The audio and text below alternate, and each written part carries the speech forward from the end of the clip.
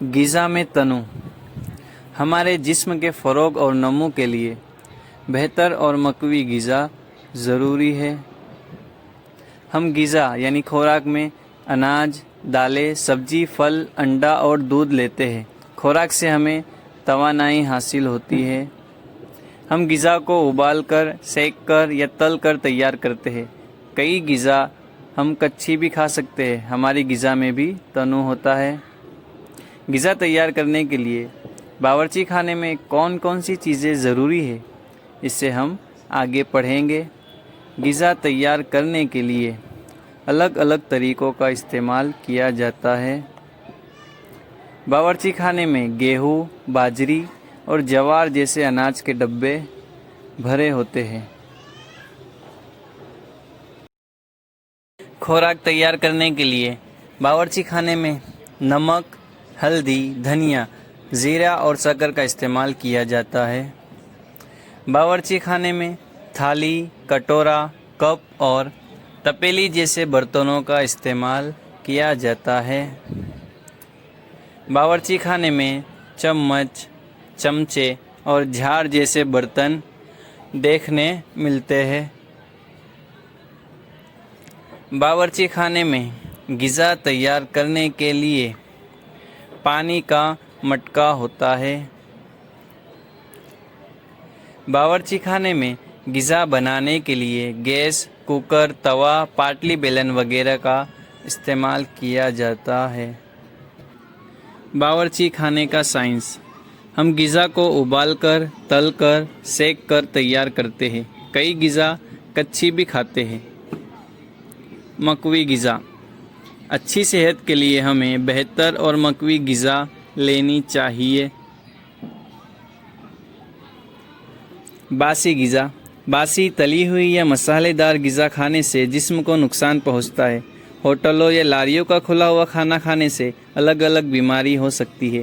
تازی اور مقوی غذا لینے سے ہماری صحت برقرار رہتی ہے۔ نمبر 1، دن کا نام پیر: صبح روٹی سبزی کھائی، شام میں بھاکری اور سبزی کھائی۔ یہ غذا ابلی ہوئی اور سینکی ہوئی غذا ہے۔ نمبر 2، دن کا نام منگل: صبح دال ڈھوکلی کھائی، شام میں کڑی کھچڑی کھائی۔ یہ غذا ابلی ہوئی غذا ہے۔ نمبر 3، بدھ: صبح پوری سبزی اور شام میں ڈھوکلا کھایا۔ یہ غذا تلی ہوئی غذا اور ابلی ہوئی غذا ہے۔ نمبر 4، دن جمعرات: صبح پلاؤ کھایا اور شام میں بھاکری سبزی کھائی۔ یہ غذا تلی ہوئی، ابلی ہوئی اور سینکی ہوئی غذا ہے۔ نمبر 5، دن جمعہ: کڑی کھچڑی صبح اور شام میں پانی پوری۔ یہ غذا تلی ہوئی اور ابلی ہوئی غذا ہے۔ نمبر 6، سنیچر: صبح دال چاول، شام میں اڈلی سانبر۔ یہ غذا ابلی ہوئی غذا ہے۔ سولر کوکر: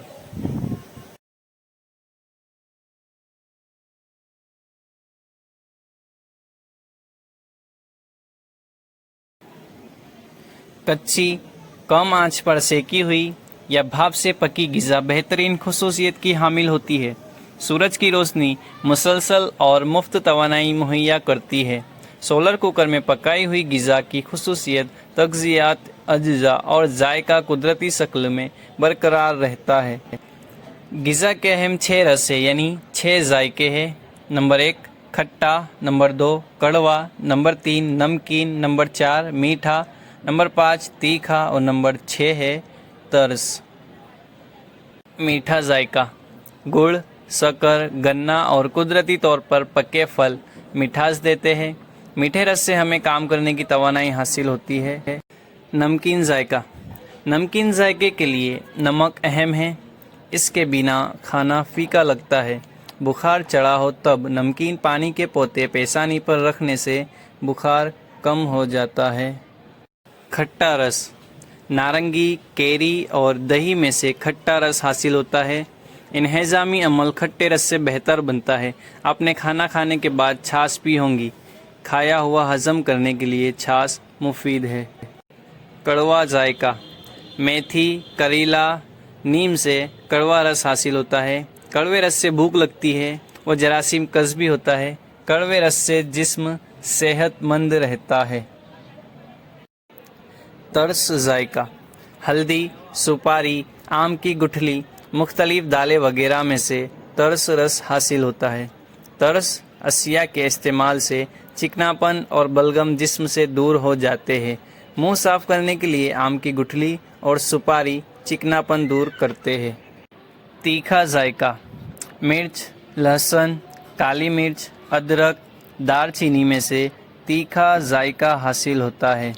تیکھے ذائقے سے نقصان دہ جراثیم ختم ہو جاتے ہیں، لیکن تیکھے مصالحوں کا زیادہ استعمال نقصان دہ ہے۔